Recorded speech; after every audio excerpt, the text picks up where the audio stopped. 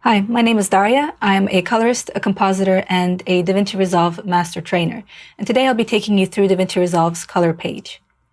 So if you look at my workstation, I've already got DaVinci Resolve launched, and I'm currently on the Project Manager panel. In order to open the project file that I would have shared with you on the training page, you need to right-click in the Project Manager and select Restore Project Archive. An archive is a little bit different from a regular project file because it doesn't just contain the metadata for the project and all its timelines, but also all the media within that project. So within my documents, I can see I have color page _ video part1.dra. You don't need to enter that folder. You just need to select it on the surface, highlight it, and click Open. It'll take a few moments, and you should then see a thumbnail of the project open in the Project Manager. To enter, you have to double-click the thumbnail. All right. So when DaVinci Resolve launches, it will place you in the last page that you had open. In my case, it was the color page, but if you need to situate yourself here, look at the bottom of the program and check to see which icon you have selected. So I have color highlighted. Make sure you either click on color or the little color wheel if you don't have labels. By the way, if you'd like to see labels, you can right-click at the very bottom of the program, and you'll see that you have options to show icons only or to show icons and labels. Okay. So in the color page, I have the standard layout. If you're seeing something different, you can navigate to the very top of the program, go into your workspace menu, and choose Reset UI or User Interface Layout. And then you should be seeing the exact same distribution of panels as I am. Now, at first, the color page might look quite busy, maybe a bit intimidating if it's your first time looking at it, but it's actually much easier to approach if you think of it as a series of relatively simple tools, all of which have, just one or two functions that have all just been amassed together on this page. So once you start learning them one at a time, it's much easier to approach. Let's take a look at the standard panels. At the very top of the page, you have three main sections. You have the gallery in the top left corner where you're going to be storing your stills. Stills are a way for us to grab high-quality image grabs of frames from our clips, but they're also a way of saving our grades, so we can then reuse them at a later time or with different clips on the timeline. In the middle, we have the viewer, which I think is pretty self-explanatory. It's showing us our color grade as we perform it. But it also offers a lot of additional functionality based on which panel you currently have active or which tool you're using. So it's actually quite reactive to whichever tools are in operation. And then in the top right corner, you have the node editor. This is where you're going to be creating steps for your grades to ensure that your grade is nice and clean and that your image signal integrity is preserved. So that's something I will go into much more detail later on. But just keep in mind that this is pretty much where the magic happens. Underneath the viewer, you have two forms of the timeline. You have the thumbnail timeline, which is represented with these larger thumbnails that you can click amongst, either with your mouse, or you can use the arrow keys on your keyboard to navigate between the different clips of the edit. You can also use the left and right key to navigate between frames. Underneath the thumbnail timeline, you have the timeline ruler. Now, this looks a little bit more like the timeline on the edit page, in which you can see the duration of the clips, their relationship to one another, and different video tracks. So you don't always need to see the duration of clips when you're color grading, but if you did, then you can refer to this timeline at the bottom. You can also select the playhead and drag to navigate between the media clips. And then finally, in the bottom third of the page, you have your collection of palettes, which is all the tools that you're going to be using in the color page. If you are using a desktop resolution of 1920 by 1080 and above, then you will see a distribution of like 3 columns of these palettes. But if you have a smaller resolution, then you'll find your palettes collected into just 2 columns, left and right. To navigate between the different palettes or tools, you need to click on the icons above the palettes, and that will show you all the different tools that you have access to. By default, you will have the primaries wheels and the curves open at the bottom. And then on the right-hand side, you have some additional tools like the keyframes palette and the scopes, which I'm going to select and leave open. So with the scopes, I can see the analysis of the video, see the signal strength in the luminance, and also the red, green, and blue channels, which is going to be really helpful for balancing and matching my media. At the very top of the page, as with all the other pages in DaVinci Resolve, you have the interface toolbar, which is this very narrow strip that features a series of buttons that allow you to hide or reveal panels based on what you need to do on the page. So say instead of using the gallery, you needed to have access to your lookup tables or the LUTs panel. You can click on LUTs at the top and see that you now have access to all of your LUT collections. But then you can select gallery and that will switch it back. On the right-hand side, I have access to my open effects panel, my light box, etc. Another way that you can customize your color page layout is by clicking the edges of certain panels and expanding them. And you'll see that the viewer in this case dynamically resizes itself based on the space that it's allowed. And then if you ever need to reset your layout, you saw at the beginning of this video that you could go into the workspace menu at the top and choose Reset UI Layout. Some other terms that I'm going to be using in this tutorial is options. So the options menu is found in most panels in the top right corner, and it looks like these three dots. So these options menus tend to give you a bit more control over individual panels, let you enable certain modes, or deactivate certain features. You also have pop-up menus, which you will find in the top right of some of the palettes, and they have a little drop-down arrow next to them. So with these, you can switch between different pages of a palette. For example, with the curves, we have a lot of HSL curves that we have access to. We can use this drop-down menu to navigate, but then it also has a corresponding dot menu at the very top of the palette with which you can navigate between the different pages of the palettes.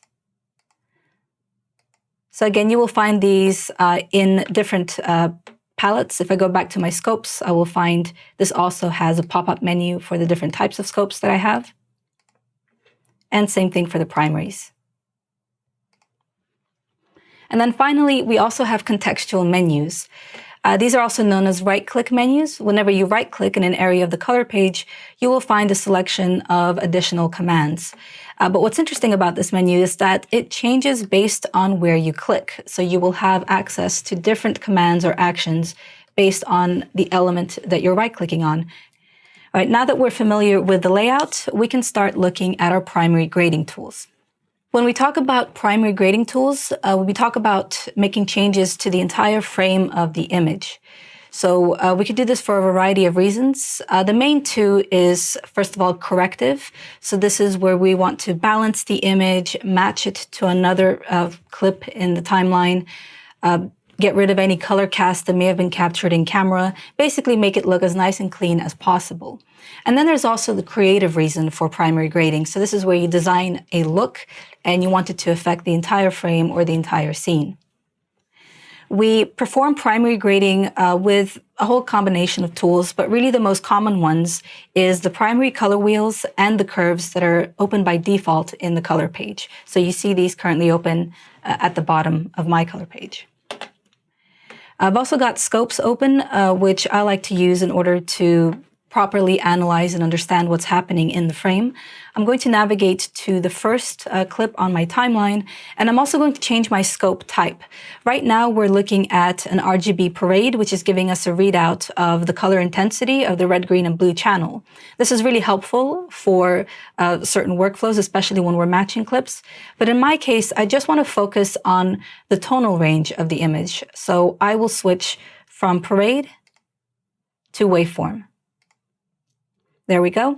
And it's currently giving me a single video readout of this frame with the red, green, and blue channels superimposed. I might want to change this to give me just a luminance readout. So I will go into my settings at the top, switch from RGB to Y, and disable colorize. There we go. So we have this floating settings menu, which I can pick up with my mouse and move aside. And you can see that the scopes in the background no longer have any colors. They're just a white readout. If I wanted to increase the intensity of this trace, then I could go into my waveform parameter here and brighten it up.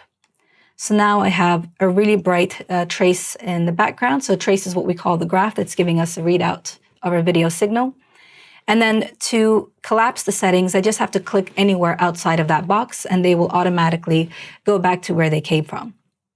So what are the scopes actually telling us? You read them from left and right across the image. So imagine your eye traveling from the left side of the frame to the right. And then top to bottom, they're representing the luminance of the image. So 0 at the very bottom represents the black point. This is the darkest that a pixel can possibly be. Right, so usually that's a value of 0, 0, 0 for red, green, and blue. Then opposite that, at the very top of the graph, will be the white point, or the brightest possible value that a pixel can be. So as you're reading this graph, you should see that there's a few very distinct shapes, especially these little pillars falling towards the bottom of the graph. And when we look at the image, we will find that as we travel from left and right, there are these areas of dark shadow in between these wooden pillars, right? So where there is shadow, the pixels are being reorganized and placed towards the bottom of the scopes graph to tell us that these are dark regions. Whereas in between these shadowy areas, we have a pretty neutral spread of pixels where there isn't really anything distinctly bright or dark. So they're all kind of bunching around the midtone. And if you look in the scopes, that's also quite well represented in this graph.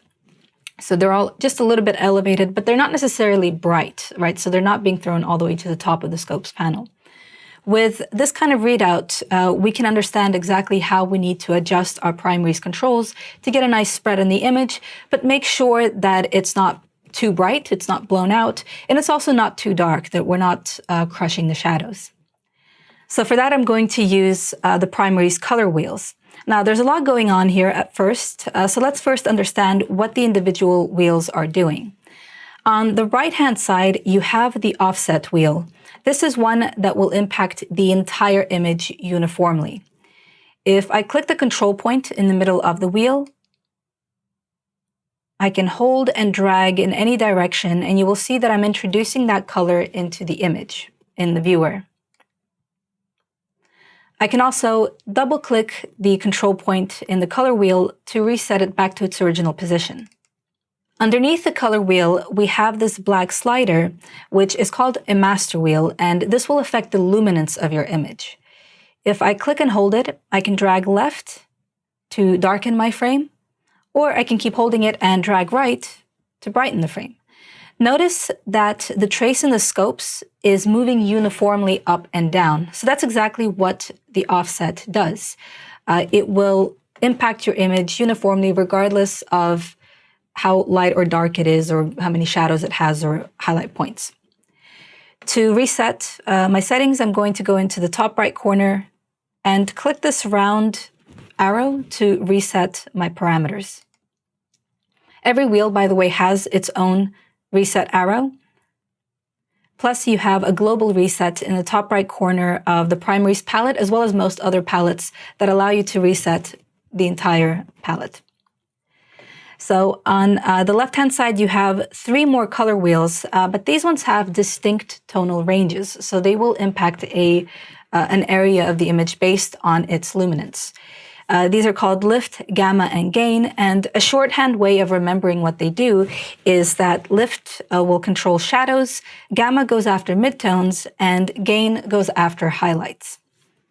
So if I was to click and drag the lift color wheel, I will find that the shadows between the fence posts get affected more dramatically, and they start to go red, whereas the highlights are the last thing to get affected. And likewise, I can use the master wheels underneath those color wheels to then make the shadows even darker, but then go in the opposite direction towards the gain and make the highlights brighter, and thus establishing contrast in the image. So if I'm going to be using the scopes as a reference for how to distribute or normalize this image, I will make sure that my shadows are not touching the black point line, especially during this point in time where I'm only balancing the image. I'm not really applying a creative grade. I'm going to drag the master wheel slightly to the right to land this trace right between the bottom two lines of my scopes graph. And then I'm going to do the opposite for the gain master wheel. I'm going to drag it upwards to brighten the video. And normally I would want to land most signals right under the second line from the top of the scopes graph. But in this case, because it's already a very dark image, and because we don't really have a good reference for a well-lit item like a piece of paper or a color chart, I'm going to keep it a little bit darker. And instead, I'm just going to use the highlight on this hand as a reference for brightness, which I don't really want to take over 75%. So that's this area of the graph. You can see there's very few pixels representing that particular region, which is why it's quite faint. But hopefully you can see that's just about touching 75%, and that's as high as I will want to take it. If I feel that the image is still a little bit dark, I can still brighten it up by going after the gamma master wheel, dragging that slightly to the right, and bringing the middle part of the trace upwards a bit. At the top and the bottom of the primaries palette, you have your adjustment controls. So these are single-purpose parameters that will further affect the image in some way. For example, we have a temperature control, which I can drag to the left in order to cool down the image, or drag to the right to warm it up. This is very commonly used for getting rid of a temperature or a color cast in the image if a camera was not properly white balanced when recording. One way that I can make changes to these parameters is to click and drag with my mouse. I can also click and drag on the parameter name itself. So by clicking temp, I can still change these values. And finally, I can also click on the numeric field that the parameter is in and type in a value with my number pad. And then when I press enter, that's applied. To reset any of the parameters, you need to double-click the parameter name. So I'm going to double-click temp, and then that takes me to the default value of 0. In this case, what I would like to do is increase the saturation of my image. Because I had a log starting point, the image was quite flat, not just in terms of contrast, but also in terms of color. So I will go down here to the bottom adjustment controls and increase my saturation to 75. So I'm just going to lift it up to about 3/4. I'll enter 75 on my number pad, press enter, and you should see that a little bit more color has returned to the image. Now that I've raised the saturation on the image, I start to reveal more of the original colors and any color cast or inconsistencies that may have been captured. So how do we balance this image? There's a lot of different approaches, but we're going to go for one of the simpler ones that involves using the data that's already in the viewer. I am going to navigate to the viewer with my mouse, and I'm going to right-click, and in the contextual menu, I will choose Show Picker RGB Value. And what that means is that when I hover over the pixels in the viewer, I will now get an RGB readout of the values of whatever pixel I'm currently hovering over. And this will give me a representation of whether there's a color dominance in any particular pixel. Now, in certain regions, that dominance makes a lot of sense. If I'm placing my mouse over that plank of wood, wood tends to be warmer, so it will have a stronger red dominance. It will have less blue. Likewise, for this jumper, you can see that it's naturally blue in color, which is why the blue value will be highlighted. When you're trying to neutralize an image or balance it, you are trying to look at elements that should naturally be grayscale or neutral. So for example, white pieces of paper, white t-shirts, of course, color charts if you have them. In this case, we don't have any of that, but we do have a rhinoceros. And we can realistically assume that his skin tone is going to be somewhere in that grayscale range. So I'm going to hover over it and make sure that I'm not seeing a color dominance. When I do this, I see that my red channel is always about 10 points higher than my green and my blue, no matter where I place it really. So that's an indication that the image overall probably has a red color cast. I am going to navigate into my primaries, and what I can do is grab my color wheel. Probably my gain would be a really good approach because the gain is representing the light source, hitting the environment. And I will want to pull it away from red to get rid of that color cast. But it's a little bit harder to do within a wheel because you're kind of moving, with these three-dimensional colors, so it's a little bit more abstract. The wheels are great for creative color grading, but when it comes to precision, maybe not so much. So we're going to switch our mode from wheels to bars. If you go into your pop-up menu, under wheels, you will see bars. These are also known as printer lights, and these will allow you to adjust very specific color casts in your tonal ranges. So in this case, again, we're going after the gain, which represents the highlights of the image, and that is anything that's being affected by the light source, which of course is the rhino and everything in the scene. And we are going to drag down in the red channel to remove some of that red dominance. To interact with bars, you can either click and drag down with your mouse, or you can also use the scroll wheel, which will give you much finer control over the values, so it won't be as aggressive. So as I scroll, I can see my image becoming more and more cyan, which is the opposite of red. I'll make sure that I don't pull it down far enough to reveal that blue. And instead, I'll just make a very minor adjustment. As you can see, the red's not too different yet. Then navigate back to the viewer with my mouse and double check what the values are looking like.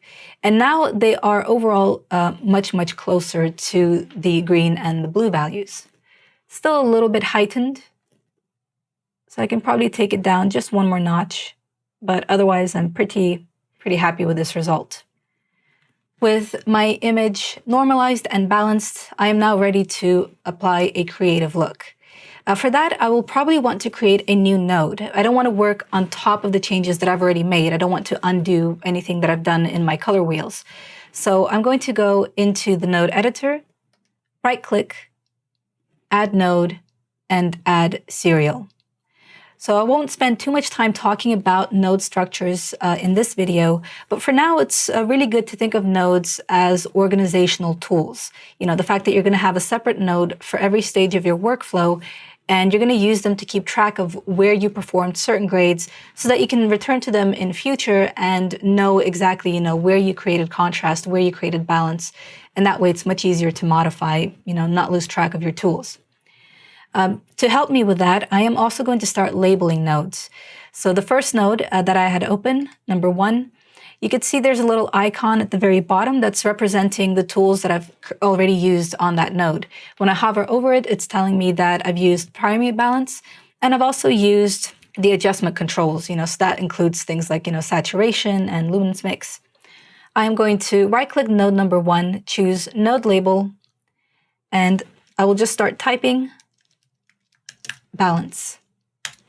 So that was my cleanup node. This is where I was preparing it for the eventual color grade. Now with the video signal nice and cleaned up, I can select node number 2, and I'm going to label that look.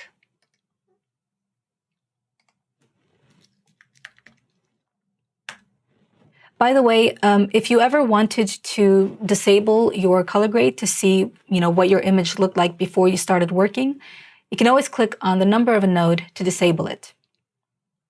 So now you can see this is our original image. It was much darker, much flatter. And when I enable balance, you can see now it's looking quite clean, neutral, and also the luminance spread is much more natural looking. I can also use the shortcut Command D on a Mac or Control D on a PC to do the same thing without clicking on the node. I'm now going to select my look node and create some sort of look. I think first thing that I really want to do is establish a deeper contrast because it's still looking a little bit flat to me, even though it's looking natural now. So at the very top of the primaries palette, in the adjustment controls, you will find that there are these 2 parameters called contrast and pivot. I can click and drag contrast, And that will push the top and bottom of the trace further away from each other, as you can see in the scopes. So what contrast does is it increases the difference between the lightest part of the image and the darkest part of the image. And that then reveals more detail in the midtones. It makes the image look more interesting. It reveals, the wrinkles in the rhino. It also creates much deeper shadows. Sometimes, though, that does result in your image looking overall too dark or too light. And for that, we have the pivot, which you can think of as a balance tool for the contrast. So rather than placing the contrast in the middle of the luminance range, it will actually prioritize either the highlights or the shadows.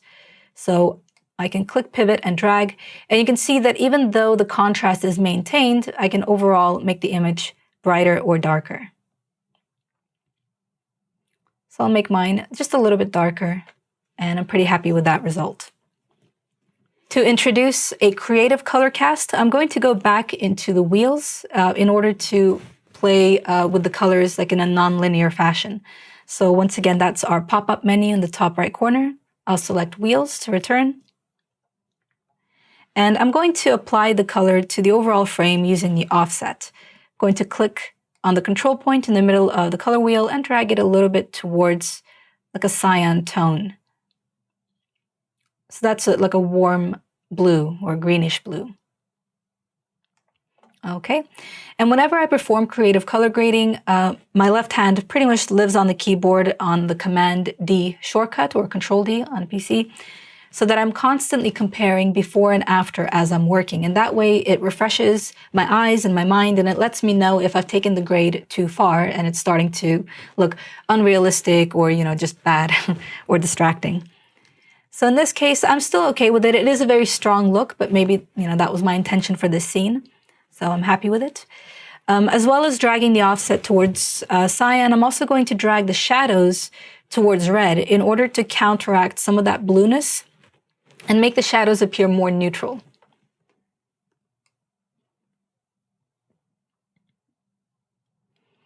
Okay, so then overall that has a pretty positive impact on the image. It's giving us like a bit of a dual tone.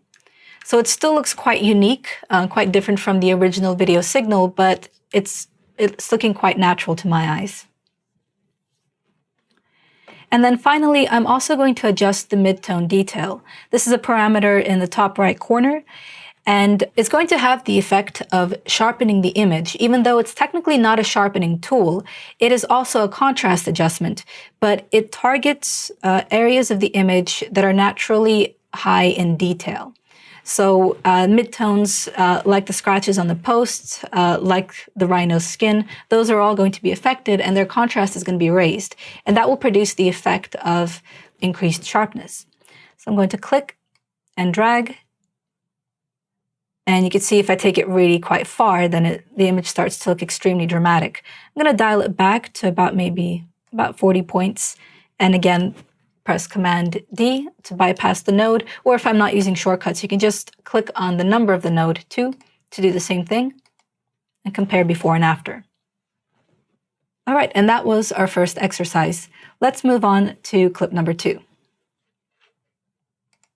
For clip number 2, we're going to be using the Curves palette. This is the other primary palette that everyone should know for color grading. It is just like the color wheels, used for both correction work, for balancing, but then also for creative looks and designs. So here we're going to do a very similar thing, just with an alternative approach. Let's first get comfortable with the interface. One thing I can do with the curves is I can actually pop out the palette in case I need more control over the individual curves. So in the top right corner, you will see this little icon that looks like 4 arrows pointing in different directions. When I click on it, I expand the palette, and I can now reposition it by grabbing it by the header, or I can click the bottom left corner and resize it so that I can fit it wherever I need it on the page. You have complete control over the individual channels, the color channels that you work on. In the top right corner, you can see that by default, these are all linked or ganged together, but you can also select that little chain icon to disable it and see that you can navigate between the different channels of the image. I'll relink these as I continue. Now, the main portion of the palette is taken up by the curve itself, and this bears a lot of similarities to the scopes graph that we just looked at. So the very bottom of this graph represents the hypothetical black point of the image and will impact the shadows. If I select this point and I drag it upwards, I am brightening the shadows. If you look at the scopes graph, you will see that this image is getting brighter from the bottom upwards. Likewise, I can drag the control point across the bottom, and that will have the opposite effect. It will deepen the shadows, it will bring them down in the scopes. The same is true for the opposite. At the very top, we have our white point control. I can drag it across the top to raise my trace and eventually overexpose it and completely crush the image. Or I can drag it downwards in order to darken the image. So using these two control points, I can very easily establish a tonal range distribution, or I can normalize the image, or create contrast. What's really special about the curves palette is that I can also create as many control points within the curve as I want. And thereby I can make very customized grades, both for balancing and for creative looks. It means that if there's a very specific portion of the image that I need to target that I'm finding very difficult to adjust with the color wheels, I can switch to the curves and make adjustments to that very distinct range. To create new control points, all I have to do is click on the curve and start to drag up or down to lighten or darken it. But then I can create more points to start creating looks. You can remove points by right-clicking them with your mouse. So I'm going to begin by dragging the black and white point to normalize the waveform in the scopes. Remember, we don't want to crush the shadows. We just want to land them somewhere safely between the 0 and the 128 line. So I'm going to drag that point and place it right over there. And then I'll do the opposite for the white point. I'm going to drag it until the very top of the trace is somewhere under or on the second horizontal line from the top. So we absolutely don't want to be crushing this because we will be losing a lot of data here, and that tends to look quite rough. It tends to look a bit unprofessional. So ideally, even the highlights we want to keep quite well preserved. And you can see right now that area in the window is starting to look like a block of white pixels, which we absolutely do not want. So I'll pick it up and drag it downwards. And we tend to be a little bit more precious with highlights than with shadows. So instead of placing it somewhere in between, I'm actually going to drag it a little bit lower to make sure that we preserve as much detail out of that window as possible. Hopefully by now you're feeling more comfortable with referring to scopes and reading them. If we're reading it from left to right, then we can see that there's a great area of raised pixels on the left-hand side. And if we look on the left-hand side of the image in the viewer, then you will see the brightest spot in this room, which is, of course, an open window. So it all makes sense. The rest of the image is relatively flat, so there's not too many distinct shadows or highlights. But then as you travel across to the right, you see this really gentle transition from shadow to a lighter portion of the wall. And in scopes graphs, this tends to look like a really gentle gradient, which is exactly what you can see hopefully on the right-hand side of the trace. So just a little wave going upwards towards the brightness. All right, so I have stretch the top and bottom of this trace. Sometimes you'll see that a change that you make counteracts a previous change that you had created. So for example, the shadows have now been elevated, and that's perfectly fine. A big part of color grading is reiteration. It's going back to tools that you used earlier and making further changes in order for the final result to look optimal. So I'm going to grab the black point and drag it a little bit lower, so that once again, we're filling a lower portion of the shadow. And finally, I'm going to create another point in the middle of the curve to control the overall lightness or darkness of the image. So kind of like using the gamma in the color wheels. If I click and drag, you can see that I can brighten the overall room or I can darken it. I can also refer to the histogram that's in the background of the palette. This histogram you can think of as an alternative representation of the image from the scopes, but rather than reading it from top to bottom, we're reading it from left to right. So left representing the shadows, right representing the highlights. So the majority of the image is actually quite low in terms of luminance. It's all the way down here. And if I want to target this region, I need to place the point over here, and you'll see that when I drag it upwards, much more of the image becomes brighter, much more dramatically. So I'm not going to be that intense, but I will lift it up just a touch. I can also perform a balance at this stage, but this time, instead of using the viewer and the RGB picker, I am going to go back into my scope's settings. So this is the little icon that looks like 3 lines. And here I'm going to reactivate my red, green, and blue channels. So instead of using Y, which represents luminance, I'm going to switch to RGB. And I'm also going to select colorize in my settings so that I can see what these channels look like in the trace. And then once again, I'm going to click off to remove the settings panel. And I can immediately see that there's a bit of a red dominance in the image. One thing that's important to keep in mind when you're balancing is to always keep an eye on context. If this was a video of a forest, for example, then I would naturally assume that the green channel would be quite dominant in the scopes, and that's perfectly fine. I wouldn't try to neutralize that. Likewise, if we had an image of a blue sky, then the blue channel will be dominant. But in this case, we're looking at the interior of a room. We have like these scales with what we assume to be, like usually they're printed on a white piece of plastic or white paper, so that we would assume to be neutral. There's no reason really for anything in this room to have such a strong red dominance as what we're seeing. So the most likely thing is that we have a color cast. So we are going to begin by isolating our red channel in the curves by clicking R in the top right. And I am going to reuse the midpoint by selecting it and dragging it slightly down. So you can see how the red channel has separated itself from the previous ganged channels. So green and blue are still there, but red has now started to move on its own. And when I refer to the scopes, I can see that red fringe is starting to disappear a little bit behind the other channels. Whenever you have pure white in the RGB scopes, that's when you know that 3 channels are perfectly overlaid and you have neutral, you have grayscale. I can also see that I have a bit of a blue fringe at the bottom of this trace, so I will also isolate the blue channel and drag that slightly upwards.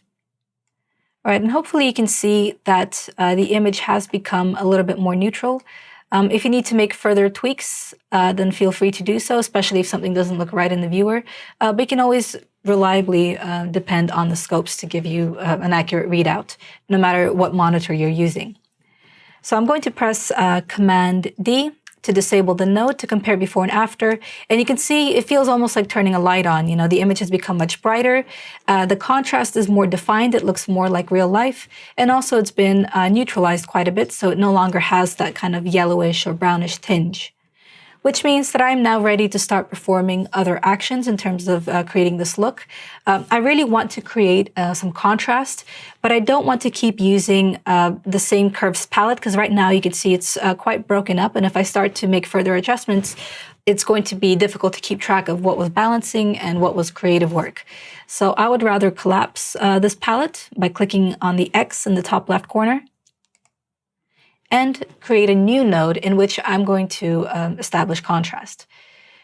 So I will right-click on my existing node and add a new serial node. So a serial is just a standard corrector node that will appear after the node that you currently have selected. There you go. I will use this node to create contrast, and for that we're also going to be using the curves palette. And I'll remind myself that the previous node was being used for balance. All right, whichever node I have selected, so it's highlighted with an orange outline, that's where I will be performing the changes on the palettes. Notice that when I select contrast, which doesn't have any icons at the bottom of it, the curves palette is back to what it used to be, just a straight line, from one corner to the next. If I switch back to balance, then you can see the changes that I've just made.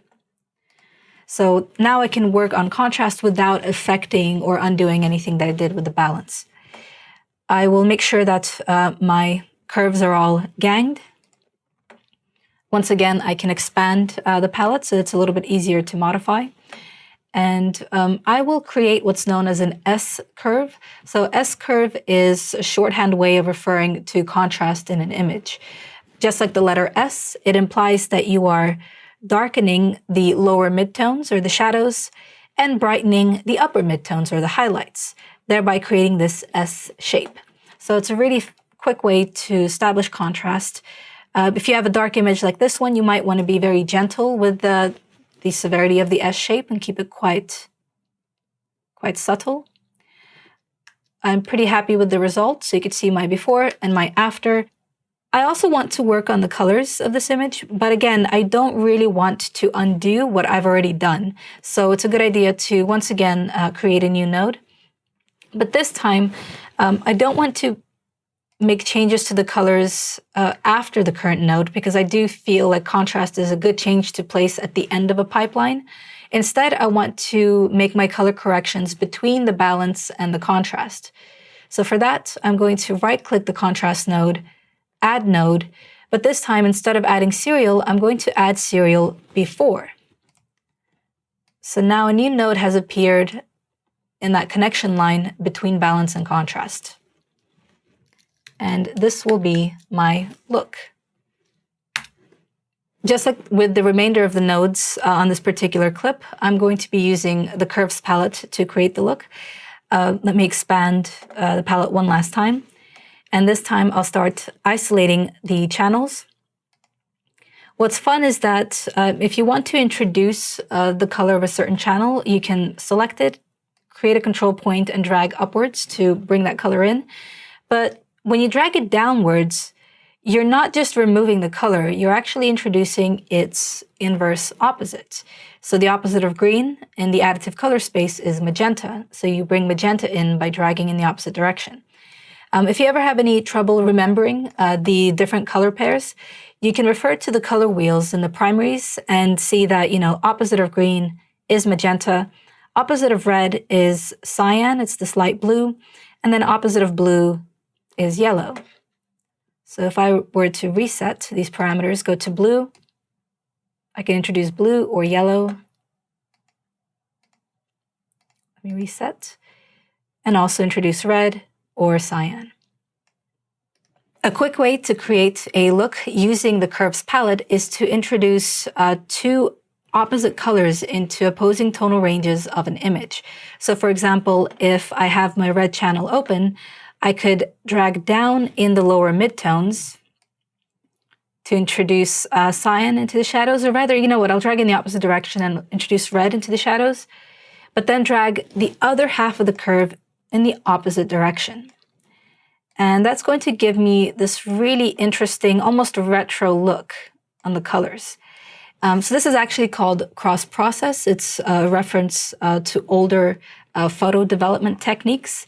And in this case, it almost always produces like a really attractive color look. So in this case, I've used the opposite ends of the red channel. You can see before and after. I can reset this and try the same thing for a different color, and it will pretty much always work. So in this case, I'm going to lift the bottom half of the blue channel to introduce blue into the shadows, but then lower the upper midtones to introduce yellow, its opposite. And that also gives us a really interesting result. I'm going to keep these control points relatively close to the original line so that the colors are pretty subtle to get this result.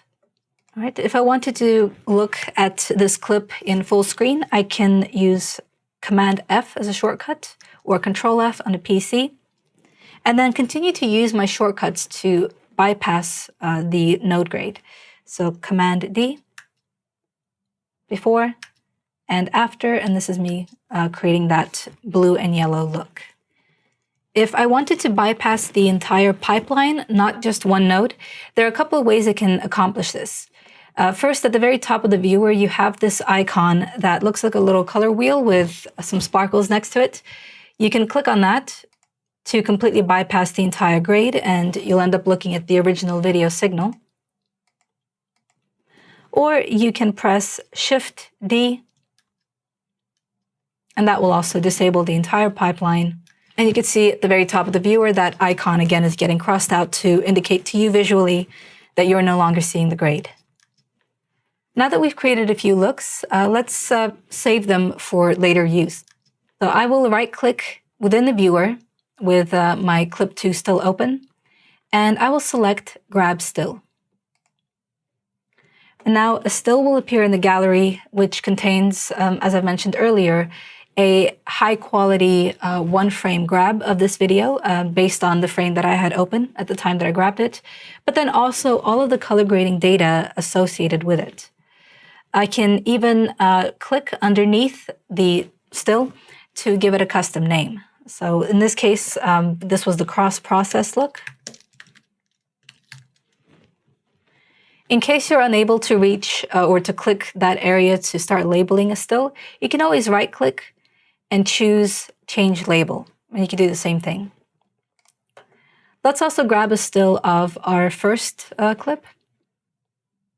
Right-click, grab still, and that will appear at the very beginning here. I'll click to select it, and this was more of like a neutral cyan look. So this is a way that I can collect all of my different grades, my different looks. Something else I could do is also organize these into albums, which is the Color Pages version of folders or bins. To access albums, I need to click on the sidebar icon in the top left corner of my media pool. And you can see when I select it, the sidebar opens up and I have my default album Stills 1.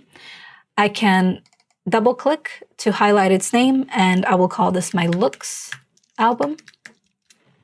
Then I can also right-click within the sidebar to generate as many new albums as I need. So when I right-click, I can add still album, and that's my stills too. So it's really quite easy to stay organized when you're working with the gallery. But now the next thing I'd like to take a look at is matching clips to one another. So that is just as important as being able to read scopes, to be able to normalize and balance clips in preparation for the creative grade. But we perform matching for a slightly different purpose. So primarily it's so that you can have clips playing in a sequence and they all look like they're all part of the same environment. So let's take a look at 3 clips that I have in the timeline right now. I will disable the loop function in my viewer by clicking on the little orange arrow at the bottom. And I will press spacebar to play through these 3 airplane sequence clips. And even though topically they all make sense next to each other, they all look extremely different because they were captured on different days, on different cameras, and it's perfectly natural for this to happen to footage. So the first clip looks really quite warm, after which you go into this very neutral clip in the middle and then continue into this darker, cooler clip. So we would like all of these to look pretty cohesive.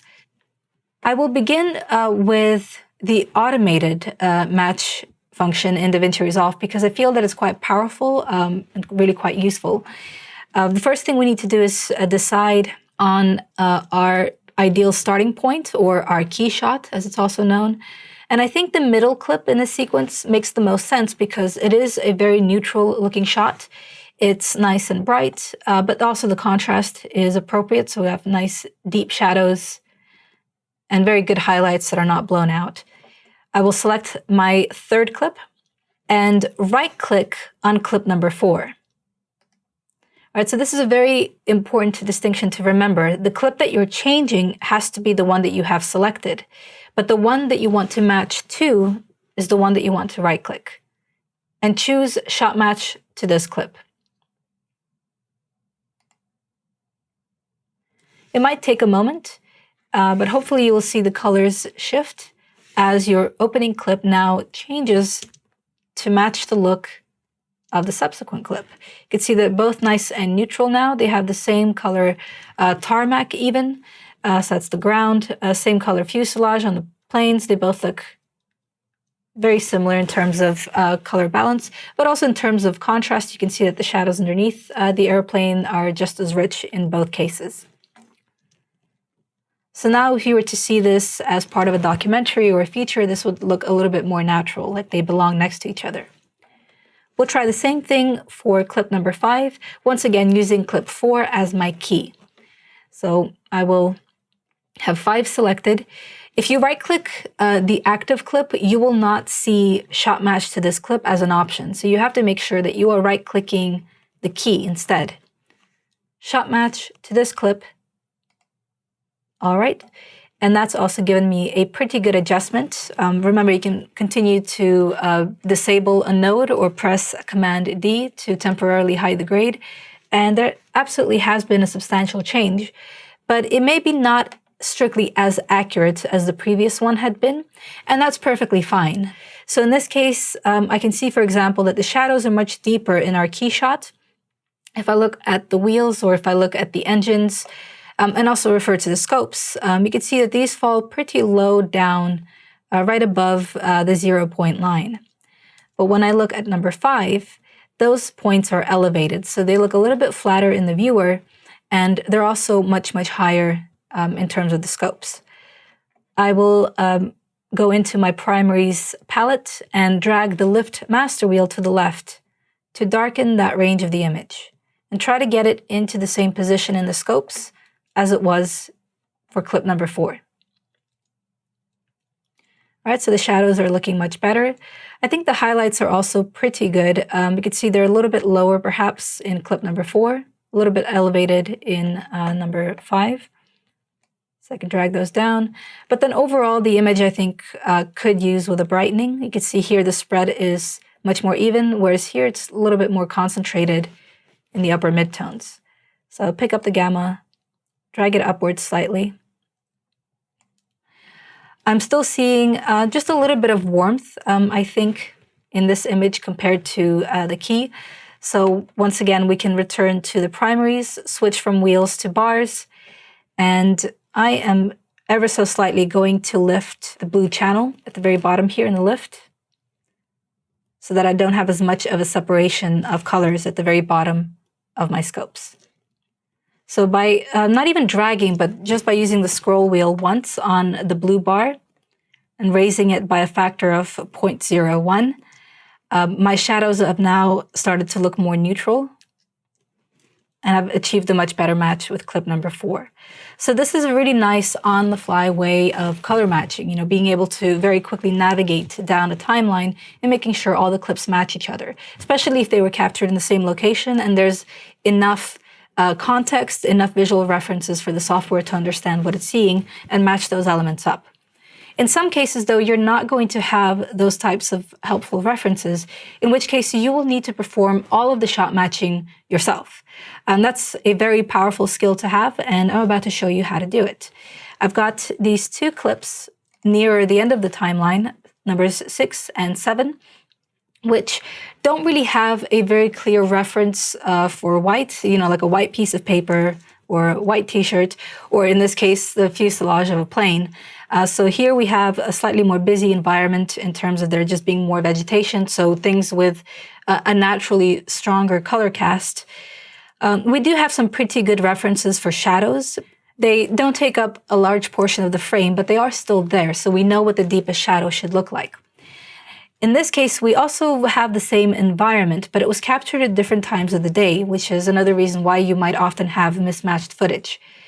We want, in the end, for the sequence to look like this. We want the warmer daytime look rather than the sort of sunset, cooler look. For this, I am first going to grab a reference image. So I'm going to open up a brand new album in the gallery because I don't want this to end up in my looks. I'll select Stills 2, and then I'll right-click the viewer when I have clip 7 open and choose Grab Still. There we go. In this case, I'm not grabbing this for, color grading or look purposes. There's absolutely nothing in the node editor for me to preserve. I need this purely as a visual reference. And in fact, I will label this still as reference in the gallery. And that way, that's a reminder to myself that there's nothing important that I'm going to lose in case, I delete it later on. I'm then going to select clip number 6, and I am going to double-click the reference thumbnail to wipe it in the viewer. So you can see a few changes have occurred in the viewer right now. In the top left corner, I've activated one of the icons, which is the image wipe. And that has now produced a split line down the middle, and it's showing me my reference on the right-hand side and my active clip on the left. On top of that, in the top right corner, I've also revealed a lot of additional controls for how the image wipe behaves. By default, you're going to get this horizontal wipe, where you have a single line in the middle that you can pick up with your mouse and move left and right to, pick the ideal point for matching. But then you also have a lot of alternative wipe modes, based on the context of the scene, based on, the placement of your characters. So you can check these out. I think they're pretty self-explanatory. But in our case, really what we need is this kind of divide where we have a good environmental reference, right? So we can see the ground in both frames. We can see the mountains in the background in both frames. And those few references to shadows are also present in things like the dog's face, for example, the wrinkles in the man's clothes, but then also the horse's eyes and its mane are all going to fall in the same region. I'm going to change my scopes from a waveform to an RGB parade. That makes it really easy to see exactly what the signal strength is of every individual channel in the video. So I'm going to use my pop-up menu to choose parade. And the default setup should be enough. So we have red, green, and blue. The actual distribution of the trace is exactly the same as it was with the standard waveform. You're still looking at the signal strength from weakest at the bottom, the black point, to strongest at the top, the white point. And you're still reading it left to right, except now the video signal is a bit compressed. So it's much more narrow, but it's still the same shape. If I was to jump back into, say, clip number 2, hopefully you'll recognize that bright window on the left-hand side, but it's got slightly different strengths for all 3 channels. So in this case, I am looking at the image on the left, but you can actually see the wipe line between the two as I move it around. So the parade is giving me a readout of both, which makes it much, much easier to match the two because I just have to get the height correct in all 3 channels. So matching is a bit different from balancing in that sense because you're not trying to get the 3 of them to line up perfectly. Rather, you're trying to get them to replicate the relationship of your reference clip. In which case, as we're reading this, we can see the blue channel absolutely does have to be reduced because right now it's a bit higher. And the red channel needs to be raised because you can see that the reference image has a slightly elevated red channel. So we are going to perform our match using the curves palette. I already have a blank node ready, and in fact, I'm going to label this, call it match. And I'll begin by isolating my red channel, and I will raise its white point to drag the top half of this red parade. And I only need to drag it a little bit. You can see that it starts to match the arc of the reference red parade, and that's perfectly fine for me. I'm happy with it.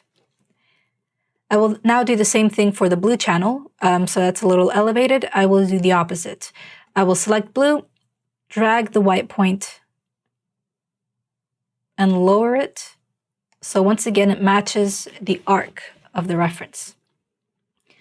When I look back at the viewer, the color grade is looking very, very close, right? So that's already a very good match. And that just required 2 very small adjustments to the red and blue channels. One maybe final thing I would like to do is also match the bottom of the green channel, which right now I can see is a little bit elevated in my active clip versus my reference. So I will isolate my green channel, select the black point, and drag it down ever so slightly. Okay. So now we have a pretty good match between the 2. In fact, I can disable my wipe mode in the top left corner by selecting this image wipe icon. And I can use my up and down arrow keys to cut between the two clips. And then I can also play these back to see how well they match each other. And I think that's looking really nice, much, much closer than what it used to be, which was, of course, this, the much cooler look, followed by the warmer one. But here's where the real magic starts. Once you've achieved a match between clips, you can now start to design looks for your scene, and you don't have to recreate the look every time you need to use it. You can simply copy and paste it across different clips, and as long as they have the same starting point, they will continue to match. All right? So it's all about getting it out of the way in the first node of the pipeline. For example, in this case, I can create a new node, add serial, and this will be a node for contrast. I will once again use my curves, but this time I will combine all of my channels, I'll gang them, and I will start by maybe dragging the top and the bottom points in opposite directions to really drag out the potential of this image. Because this is a creative contrast look, there's not really as many strong rules around it. So if I start to, for example, clip my shadows, it's not as big a deal. But let's see, I'm gonna click downwards to maybe deepen the midtones, which I think looks really nice. It produces more color, more saturation in the image. And then drag the highlights up to give me a bit more separation to reveal more detail in the ground. Great. Once again, I'll press Command F to see this image. I can press Command D to disable. You can see this is before and after my contrast. And I can also press Shift D to bypass the entire pipeline and see that this was my original image followed by the grade. If I wanted to apply this exact same contrast to the following video, I can select this node in my pipeline, and I can either use my edit menu to choose Edit, Copy, or I can use a standard keyboard shortcut, which is Command-C or Control-C on a PC. Select that. Now I can navigate to clip 7 and choose Edit and Paste, or Command-V, Control-V. The contrast has been pasted, and the look between the two clips has been maintained because they had the same starting point in terms of chrominance. The next thing I'm excited to show you is the filter option in the color page. So remember when we looked at the interface toolbar at the very top, I told you that there were certain panels that you can reveal and hide by pressing on certain buttons.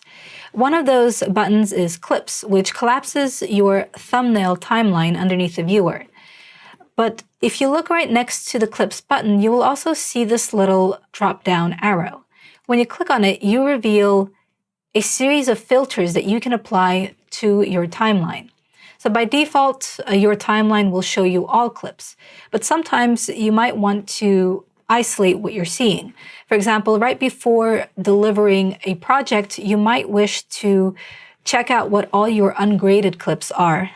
If there's anything that you may have accidentally skipped or forgotten, when I click on ungraded clips, that leaves just one clip in my timeline, which was that airplane clip that we used, as a key shot. So I can select that and I can review this clip. Now, this has no impact on your actual edit. If you look at the edit timeline underneath, you can see that all of the clips and their cut points are still present. If I was to jump back into the edit page, my entire timeline is still just as it was. It is only what we're seeing in the color page that changes. Let me go back to my filter, and I could select all clips, and these all come back. So filters can be incredibly helpful when you're trying to focus on a subset of your media for whatever reason. For example, we have two clips that we're going to be performing secondary grading on in a second. And I will mark them in order to remind myself where they are. One of those clips is number 2. So I will right-click, and I will add a flag to it. So I'll select flags and make it yellow. And you can now see a little yellow flag in the top left corner indicating that for whatever reason, this clip has been indicated with this flag. And I would also like to mark clip number 8 for secondary grading work. So I'm going to right click, add flag, and yellow. I can also add flags in batches. So to select multiple clips, I can either hold the command modifier on my keyboard and make multiple selections, or I can also hold the shift key to select a sequence of clips. So with number 3 highlighted, I held shift, I pressed number 5, and that gave me that exact sequence of clips. I can now right click, choose flags, select blue, and now all of these have adopted a blue flag. So what does this have to do necessarily with organization or the filters that I talked about a second ago?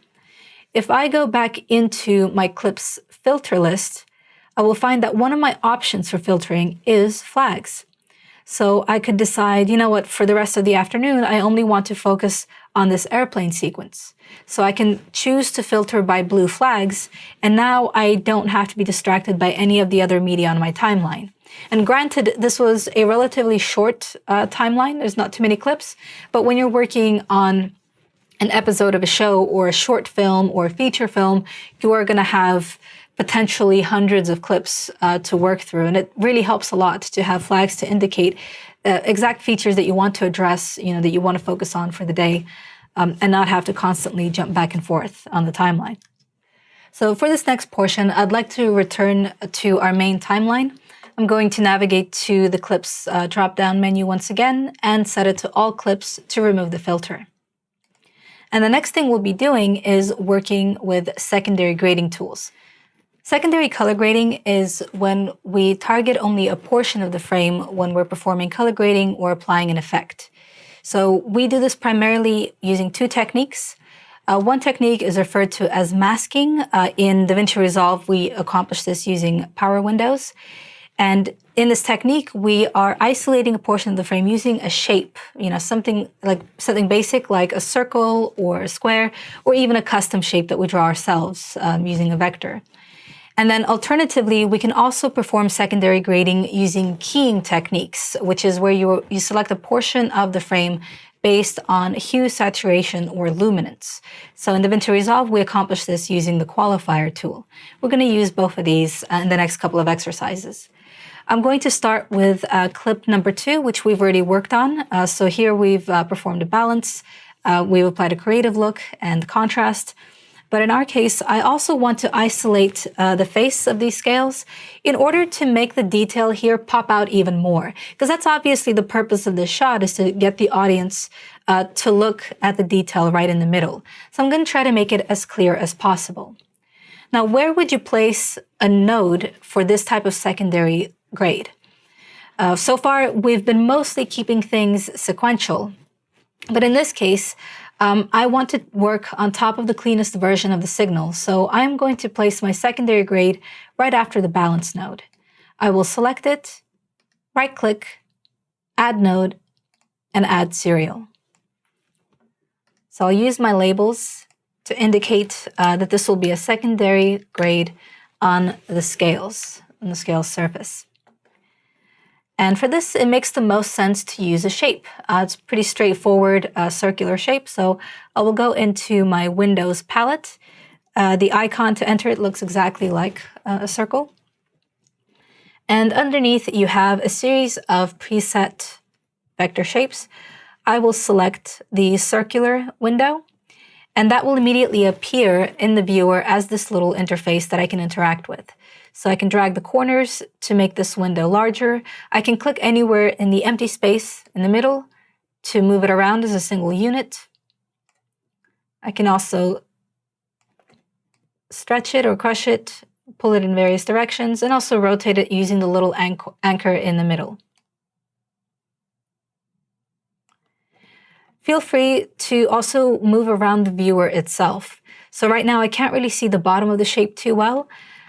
So I can middle click my mouse, so I can click on the scroll wheel to maneuver around to have a better control over the bottom of the frame. I can also give myself a bit more room by collapsing some of my other panels. For example, I very often collapse my timeline panel over here to give the viewer a little bit more breathing room. And remember, it's dynamic, so if I resize some of my other palettes, then it will reshape itself and make it larger. So now I can see my selection a little bit better. I can see that the circle is not perfect, and it's kind of up to me to decide whether I'm happy to make this compromise and keep it the shape that it is, or whether I want to be more exact in my selection. In the window options, so that's the three-dot menu in the top right corner, I can choose to convert the shape to Bezier, which means that I can now break apart this preset shape and turn it into a series of custom points that I can pick up and move around. And every single point has these Bezier handles that I can also maneuver around in order to get the best possible angle on this point. So I'm dragging these around using my mouse and then also modifying the handles to get a better selection. This does take a little bit of practice if this is your first time encountering vector shapes or Bezier points, but you do get used to it over time. So I'm going to pick the bottom point up. This is my last modification. It's okay that this is outside of the viewer, that it's off screen, because it's all about getting the most accurate shape or arc as possible. All right, so I'm pretty happy with that selection. I can now go into my standard primary controls, my primaries and my curves, and make further adjustments. This is also a really easy way to get rid of the window interface, that little white outline. It's quite difficult to color grade when you're looking at the shapes. So by clicking on a different palette in the central palettes, I get to get rid of that. In this case, I am going to begin by brightening the overall region using the Gamma master wheel. I'm going to click and drag the slider to the right.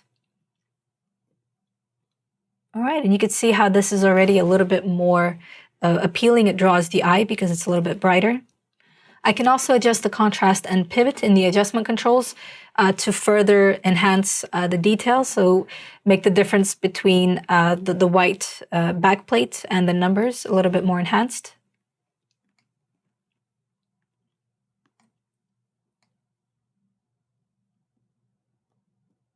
Great, that's even better. And then finally, I can still use the mid-tone detail to further enhance the detail of the numbers and the little lines running across the perimeter. Great. And I can disable the scales node to see before and after, and you can see how much more vibrant it's become. But because this node is followed by the look and the contrast nodes, they are still affecting the end result in terms of the look, right? So we haven't undone any of that cross-process that we created, any of that contrast. So it still fits very well into the overall appearance of this clip. If you feel that the edge of your circle is starting to look a little bit harsh, a little bit sharp, you can always return to your window palette and use the softness controls to maybe make it a little bit less dramatic. So that's still going to be hard to do with the window outline, which means that I can go into my viewer pop-up in the bottom left corner. These are my on-screen controls. These determine what kind of tools or outlines I see in the viewer. I'm going to select that and set it to off. And that way I'm still working in the window palette, but I no longer have to see that circular outline. So I can click and drag my softness control, and you can see that makes it really easy to conceal the fact that I have placed a window there. But I don't want to take it too far. I do still want there to be a bit of an edge. So the last thing I need to consider with a shot like this is exactly how it's going to play. I will re-enable the looping function at the bottom of the viewer, and I'm going to play through. It doesn't look too bad, but as the scales swing, they kind of move out of the influence of my power window. If I activate my outline, you can see that as the scales swing forward, they're no longer being graded, and that's not great. So I would like to have the window follow the movement of the scales. That is relatively easy to achieve in the tracker palette. You'll find this right next to the power window. So the two of these are actually quite intricately linked. The tracker will always react to any windows that you apply to the viewer. And in fact, you can't really run a track in window mode unless you already have a power window enabled. So with the tracker palette open, I have analysis controls accessible to me in the top left corner. I will click Analyze Forward and keep an eye on the window in the viewer. Because this was quite a short take, it happened very quickly, and the track was complete. I can now drag the playhead in the graph in the tracker, or even underneath the viewer, and move back and forth to check the accuracy of the track. And I think that looks really good. The window is now moving with the scales, and my secondary changes have now applied successfully to the whole clip. Something else that involves using power windows that is also a secondary grading change is adding a vignette. So this is another way of drawing the attention of the viewer and redirecting it to a single point. It's used most commonly to pretty much draw us to the center of an image, and traditionally vignettes were just shadows cast by the matte box around the camera lens. But now when we work digitally and the shadows off mattes are not as much of an issue, we produce them artificially because there is a certain aesthetic quality to them, and we do like the way that they can help us frame an image. So I will apply that to the very end of my pipeline. I'm going to choose my contrast node, right-click, Add Node, Add Serial. Don't worry if your nodes start to get thrown around the node editor, by the way. The position of the nodes themselves does not matter so much. The most important thing is the connection line. So as long as the connection is running in the right order, in the right sequence, then you're good. So I can even start, a second layer of nodes underneath here. I can also choose to make the nodes smaller by going in the top right corner, and you'll find that there's a little scroll bar that allows me to zoom in and out. And I will right-click, add a label for my vignette, and return to the window palette. Once again, I'm going to activate the circle window preset, but this time I am going to stretch it out to pretty much fill the frame, because that's what a vignette is, right? It should just be the darkening of the very edges or the very corners. One of the most important things about vignettes is that they have to be extremely subtle. As soon as you can see them, as soon as you're aware of their presence, then they immediately become quite distracting. So it's very important that they're nice and gentle in the eye. So I'm going to use the red point over here to soften the very edge of my circle. I can even see what my selection looks like by going into the top left corner and clicking on the magic wand. Right, and that actually gives me my selection. And as you can see, the red point determines the very softness of the edge and allows me to blend it out nicely.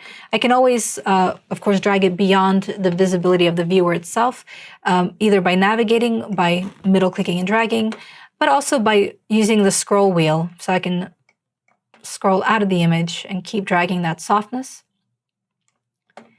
And the final important thing to do for vignettes is to invert my selection.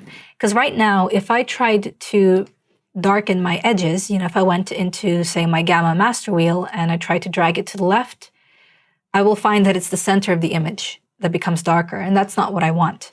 So I'm going to reset and then invert my window in the window palette. So there's my invert button. Now, if I check the highlight mode, you will see that what we're selecting is only the corners of the frame. And I can return to my gamma control, start dragging it to the left, and you will see that it is the edges now that are darkening. Once again, I will want to leave my window palette so that I'm not distracted by the circular outline. And I can also zoom back into the viewer. A shortcut for that is to use Shift-Z on your keyboard. Not only will it zoom into your frame, but it will also fit it to fill the frame, which means that it will react dynamically to any resizing that you do. So it's a pretty good state to be in. All right, so with that selection made, I can now start to darken the edges of my frame. make them a bit more dramatic. If I'm not happy where the shadows are falling, I can return to my window controls and make further changes to the shape. I use vignettes relatively frequently. It's a pretty standard shape and placement. So something I could do is save the placement and the blending or the softness of the circle as a preset. I'm going to go into the options menu of the window palette, and at the very top you can see Save as New Preset is an option. I will select that and give it a preset name, Vignette. Press OK. And from now on, if I was to go into another clip, I will continue to see Vignette as a shape option in the options menu of the window palette. All right, and finally, we are going to go to clip number 8 and discover the other half of secondary grading, which is using the qualifier to make selections based on a key of either color values, luminance, or saturation. In this case, we have a clip that we can play through a couple of times of an airplane traveling over some water. All right, so it's just running on loop. And our intention here will be to, for example, turn the water blue. This is very difficult to do using Windows, obviously, because it will require you to, outline the airplane, get that exact shape, and then also track it. But it's much, much easier to do based on color values because the green water is so distinct and there is nothing else green in the footage. So it'll be pretty easy to extract. We already have a balance node present on this clip. Feel free to explore this if you're following along. You can deactivate this node to see what it looked like before. And this image was also a little bit flatter. There was not as much distinction in the details in the water and also like amongst the highlights and the shadows. Whereas with the balance in place, you can actually see where the clouds were in the sky and where you have like the shadow of the airplane. So these details are a little bit more pronounced. They're going to make the final image look quite good. But in our case, we want to generate a brand new node with which to perform essentially a green key. So I'm going to right-click the balance node, add serial, and I will call this blue water. And then I will navigate to the qualifier palette right next to the power windows. There we go. And here you can see that we have 3 standards upon which we are making selections. So that's hue, saturation, and luminance. You can start interacting with these parameters right away, or you can click in the viewer to take a sample of the color that you want to select. So the quickest way to do this is simply to click once in the viewer, and you will immediately see a series of selections in these bars in the qualifier palette. You can also click on the wand, so the highlight mode in the viewer, to see what your selection looks like. So yes, it has grabbed that distinct shade of green, but it hasn't really grabbed all of the water. So I'm going to try this again, but instead of clicking one time, I am going to click and drag, and that will allow me to grab a much wider sample of color. I'm going to press the global reset for the qualifier in the top right corner, so that resets all of the parameters down here, and then go back into the viewer, and I'm going to click and drag across the water, making sure to get a full range of the luminance values, so we have the lighter green at the top, we have the richer green at the bottom, and even like a slightly warmer green in the bottom right corner.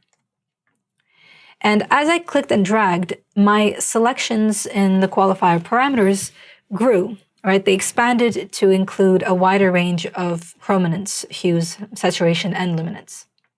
When I click on the highlight mode in the viewer, I will see that that selection now looks much more solid. So you should see mostly green water, maybe still a few areas that have not been picked up, but that's fine. We can now refine this. So if we go back to the qualifier controls, you can continue to interact with all of these. I can click and drag the edges of my qualifier selection. And as I do so, you will notice that the selection in the viewer is affected. So I'm getting few and few of those gray spots. And gray, when you're in highlight mode, means that an area has not been selected. So it's good that the airplane is gray and the birds, but everything else, all the water, should be green. And that's not looking too bad. if I still found, that there were areas that were not being selected, despite the color, range seemingly being represented, I could then continue to make changes to saturation and luminance. But once I'm done with these three, I can also now go into the top right corner of the viewer where I have some highlight specific controls. So I can change the way that my selection is being represented from highlight mode, which gives me that kind of color and grayscale representation, which we've been using so far, or I could switch it to highlight black white, which will give me a matte representation of my selection. So here I can see that whatever is represented as white or opaque white is fully selected. Anything that's black is not selected. So we want to make sure that we don't have any spots, any dots visible, and also that there's no selections like on the airplane itself. To clean up your selection when you're in this mode, black and white, you want to use the matte finesse controls on the right-hand side of the qualifier palette. So denoise is a very popular choice because that will get rid of a lot of like the smaller issues that you might have with the edges of your selections and with the object that you have. So for example, that sort of cleaned up a lot of the issues I had inside the airplane.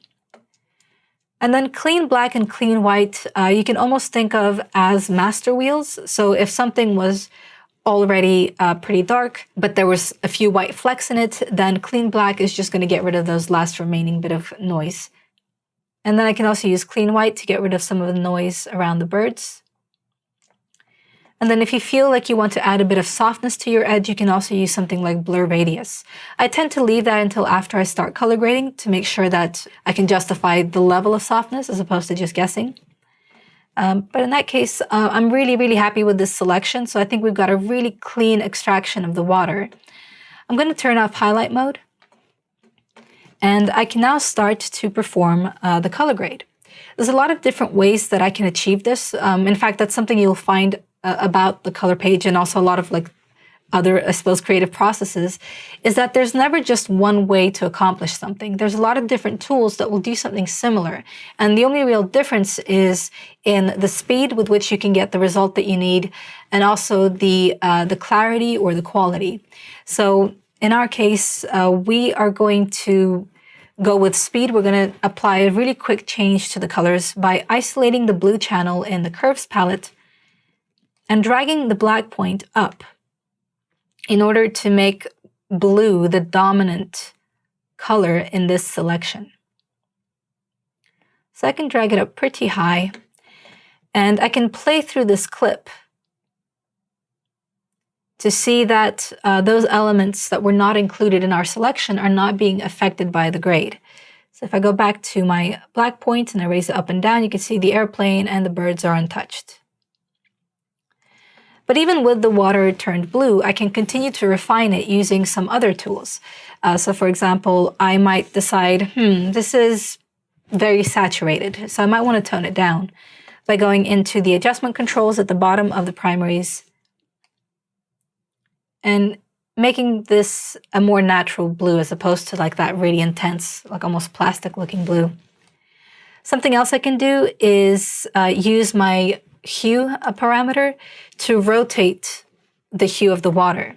So we've already done most of the work by turning it blue, but now I can refine exactly what shade of blue I want it to be. So if I drag it to the left, I start to go closer to magenta and pink and red, which we don't really want. Or if I drag it to the right, I might turn it into a more inviting, like a warmer blue.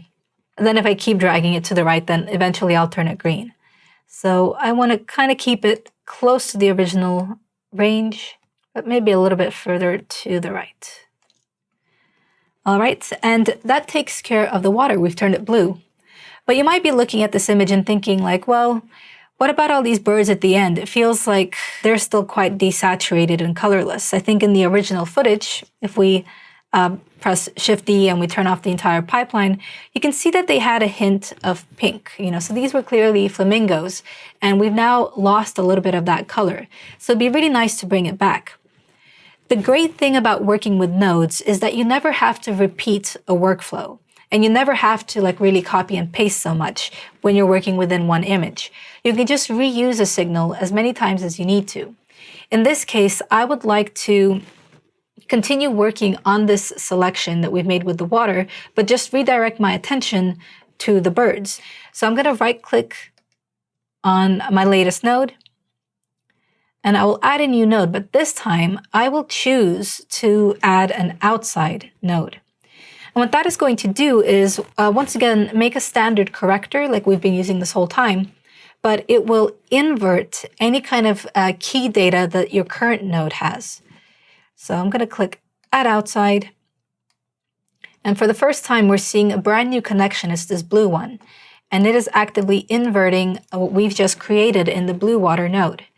But now when I click on Highlight, I will see that the white is focusing on the airplane and the birds. And if I switch back to highlight mode, you can see that those are the elements that we will be affecting when we color grade. So with this, we can color grade the birds. I'm going to right click, node label, flamingos. If we were to start making changes in any of our primary tools right now, we would also be affecting the airplane, and that's not something I want to do. So I will need to first isolate it from our selection. We can go into the window palette for this and simply create a subtractive window that will extract what we don't need. So this is a really fun thing about secondary tools, is that you can mix and match them, you can combine them. Oftentimes, the qualifier will do a lot of the heavy lifting for you by making a selection based on color, but you might still need to use the Windows palette to isolate things, that you want to keep, or maybe subtract things that you don't. So I will click on this circle preset, pick it up and drag it right over the airplane in the viewer, and then resize the circle to make sure it's not overlapping any of our birds. I'm also going to make sure that you'll see that the airplane never leaves the confines of that circle. So as I drag my playhead to the left, I see that it very slowly exits the frame and disappears like so. I will switch back into highlight mode, and I will find that the only thing I can see right now is the airplane. And that makes sense because by default, all windows are additive. So it is keeping, what I've selected. I want to do the opposite. I want to invert that shape. So now I'm keeping everything that's outside of it. I've made it into a subtractive window.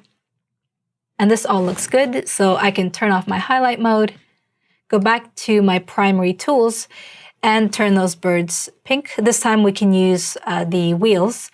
So because they're all very bright, I will use the gain wheel for that. Remember, that goes after the highlights of the image. And I can drag my control point towards pink or magenta to give them a little bit of color. Now, they might look really quite saturated, quite extreme, but something you have to keep in mind is how shortly they are present in the sequence, really. So it's only just a few frames, maybe 12 or so frames at the end of the clip that they come into view.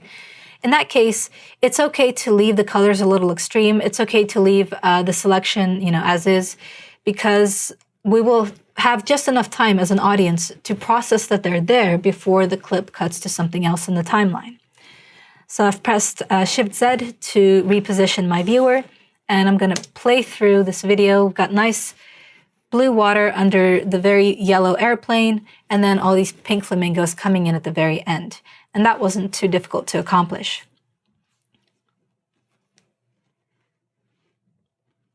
Thank you so much for joining me for this overview of the color page.